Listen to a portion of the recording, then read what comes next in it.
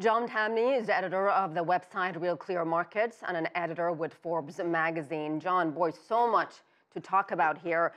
What do you think about what Nathan had to say, that this president has basically backed himself into a corner with a promise to build that wall along the border with Mexico?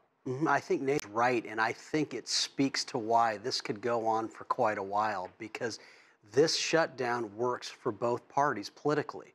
For President Trump, he has, again, backed himself into a corner. He says he wants a wall. For the Democrats, they can go back to their voters and say, well, there's no way we are going to give funding for this wall. So a continuation of the shutdown is in many ways what both parties need to do to feed the needs of their bases. So why not take what the Democrats are saying here, what Pelosi's saying, what Schumer is saying, that let's open the government back up and then we'll talk about border security? Why not go for this idea? Well, I think the answer there is I think that would probably bother the base a great deal, and here's why.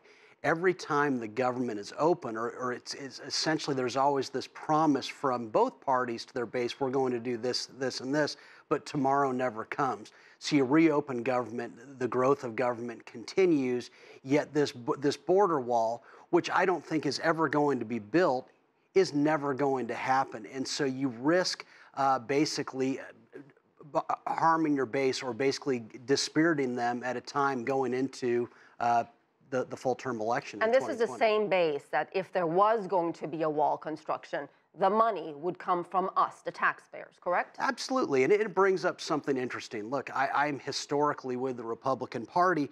I think immigration's beautiful. I find it interesting, and what I frequently ask is, for a party that allies itself with small government, what about a 2,000-mile wall? What about an armed 2,000-mile wall? What does any of that have to do with limited government? And I can never get a straight answer. We're talking about a major increase, and this leaves out all the lawsuits that will come with building a wall in the first place. John, can you in fact have border security, the kind the Republicans are talking about, without a border wall? Yes, you can, but I think the only way to have border security is to legalize all work. Let's be clear, we are on a Chinese television network. We know from North Korea, a heavily militarized country, that even there, its people to the tune of 30,000 plus have escaped the country since the 1990s. Does anyone really believe that a 2,000-mile border wall is going to keep people who want something better out of this country? There is no way. His comparison is Israel. He says, you know, it's working for the Israelis, which is a tiny little country. A tiny country. With the U.S., you have two ways to achieve border security.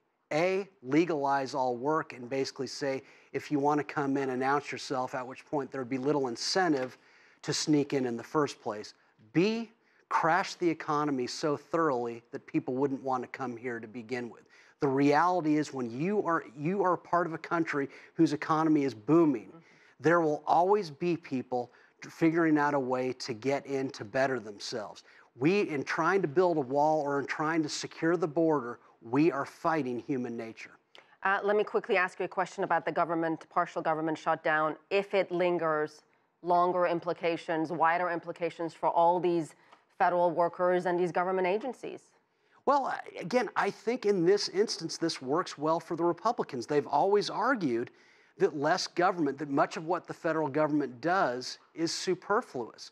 What better way to go into 2020 to say, we showed it to you, partial shutdown, did your lives change substantially? And so people are not getting paid. I hear your point, but remember, there is a big country out, there's 500,000 federal workers, there are 330 million Americans who have smaller paychecks every single paycheck round because they're paying for this large government. So ideology or not, this is arguably a winning issue for the Republicans to say, look at what happened when there was a partial shutdown. You didn't even notice.